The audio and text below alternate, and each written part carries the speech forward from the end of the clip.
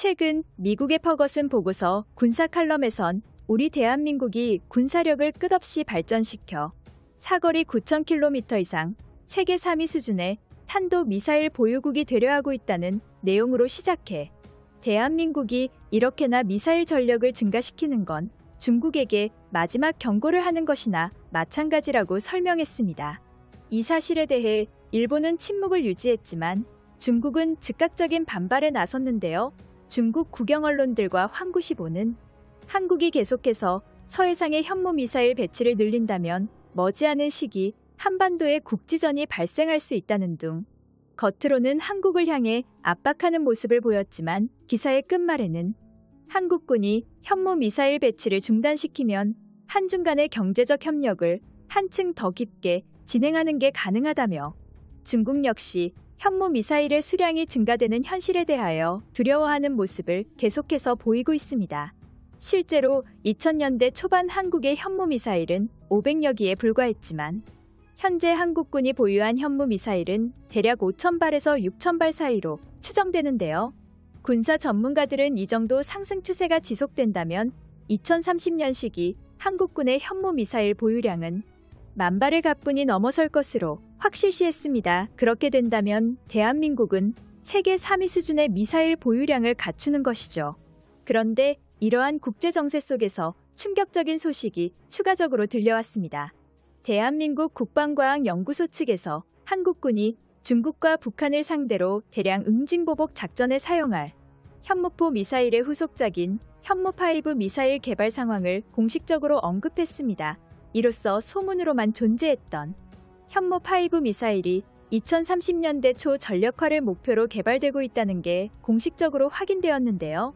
보고서 내용에 따르면 현무5 미사일은 기존의 성능 목표로 삼았던 사거리 7,000km, 탄두 중량 6톤이 확실시되는 듯 해보이며 국방연구소 측에서 탄도미사일은 사거리를 줄이면 탄두 중량을 더욱 늘릴 수 있다는 의미심장한 발언을 했습니다.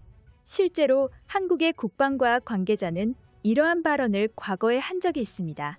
과거 한미 미사일 사거리 지침 때문에 제한된 사거리 800km는 명목상 스펙일 뿐 사실 현무 미사일에 탑재된 엔진은 사거리 800km를 훨씬 웃돌 수 있는 게 가능합니다.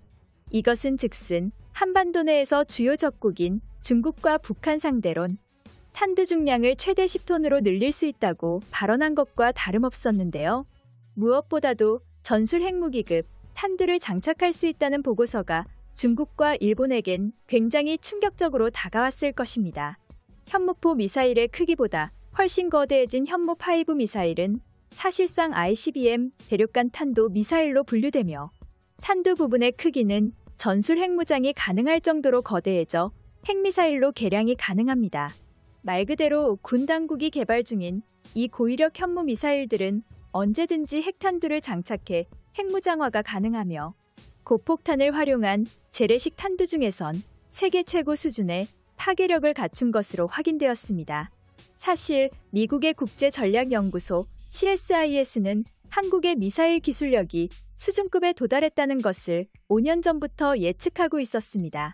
미국 CSIS 칼럼 내용에 따르면 한국 국방부가 2025년까지 진행할 국방 중기 계획을 본격적으로 발표하면서 향후 4년간 국방비에만 2,500억 달러라는 어마어마한 금액을 투입해 세계 4위급 군사무기 강대국으로 등극할 것이라 예언했는데요.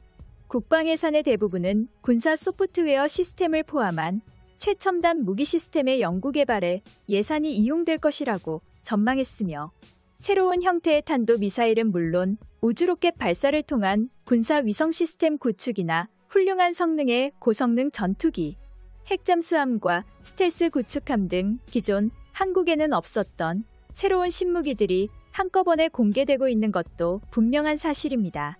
칼럼에 따르면 이 중에서도 가장 주목해야 할 점으로 책은 미국과 협상을 통해 미사일 사거리 제한을 완전히 해제해버렸다는 소식을 주목했는데요. 이러한 미사일 사거리 제한 폐기는 사거리 5,000km 이상, 탄두 중량 6톤급의 현무5 미사일을 한국이 독자적으로 보유할 수 있다는 것과 다름없으며 이와 동시에 한국형 미사일 전략사령부를 새롭게 창설한다는 내용은 한국이 본격적으로 중국을 견제하기 위해 군사력 증가를 염두에 두고 있다는 계획으로 추측된다고 밝혔습니다. 따라서 강력한 전쟁 억지력을 위해 한국군이 군사력을 강화시키는 과정은 신중하고 한 발씩 전진하는 자세를 취할 가능성이 높습니다. 마치 백두산 호랑이처럼 말이죠. 정식 동맹 관계를 유지하면서도 한국은 국방력을 강화함으로써 한국의 미래를 위한 더욱 큰 군사력 그리고 모든 무기들을 자급자족하는 형태를 얻으려 하고 있는데요. 현재 한국은 모든 분야의 차세대 무기들을 독자적으로 개발하는 데 성공하였고 여차하면 핵미사일까지 보유하려 하고 있습니다. 한국이 만약을 위해서라도 강대한 핵무기를 보유해야 할 능력을 갖추는 진짜 이유는 과연 무엇일까요?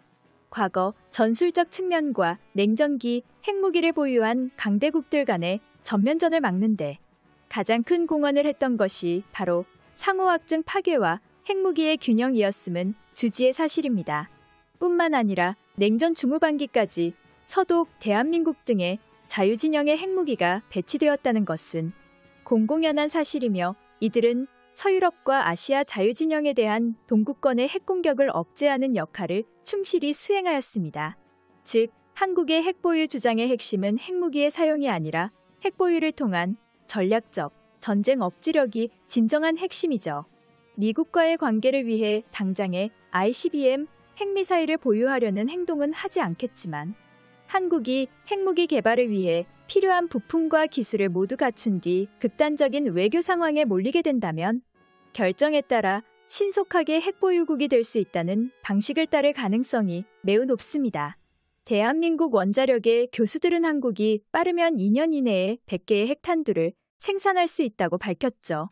이처럼 한국이 원전 사용 후 플루토늄을 이용해 자유롭게 핵무기를 만들 수 있는 건 모두가 알고 있는 사실입니다. 외세의 방해만 없다면 기술적으로는 연탄을 찍어내는 것 마냥 핵무기를 쉽게 만들 수 있는 나라가 대한민국이죠. 이어서 러시아의 국제정치학 최고위 전문가에 따르면 세계 GDP 경제력 10위권은 한국을 건드는 순간 핵무장까지 단숨에 진행할 수 있다는 견해를 밝혔습니다. 이미 한국은 전략탄도 미사일을 개발한 우수한 미사일 기술 경험을 가지고 있습니다. 무엇보다 한국은 무기로 사용 가능한 중무기급 플루토늄을 생산할 수 있고 이를 핵무기로 바꾸는 기술 또한 보유하고 있습니다. 각 중수로에서 원자로를 통해 핵무기를 만드는 과정을 한국에서는 모두 가지고 있으며 몇 년 이내에 최소 수백 개의 핵무기를 실사용이 가능한 수준으로 만들 수 있다고 밝혔습니다. 이후 4개의 가압 중수로를 이용해서 연간 416개의 핵무기를 생산할 수 있다고 하죠. 심지어 이미 원자로에는 4,330개 핵탄도를 만들 플루토늄을 보유하고 있는 상태라고 직접 언급했습니다. 또한 한국형 미사일들은 다탄두를 적용해 현무5 미사일 탄두의 파괴력을 세계 최강 수준으로 끌어올릴 계획이며 여러 발의 탄두가 한꺼번에 날아와 일본과 중국의 방공망으로 절대로 요격하지 못하는 대전약 무기로 탄생할 계획이죠. 이렇게 한국의 개발 능력과 시나리오를 분석한 미국의 퍼거슨 보고서에 대해 알아보았는데요. 이 시청자 여러분들의 구독과 알림 설정에 진심으로 고맙습니다. 다음 영상에서 만나요.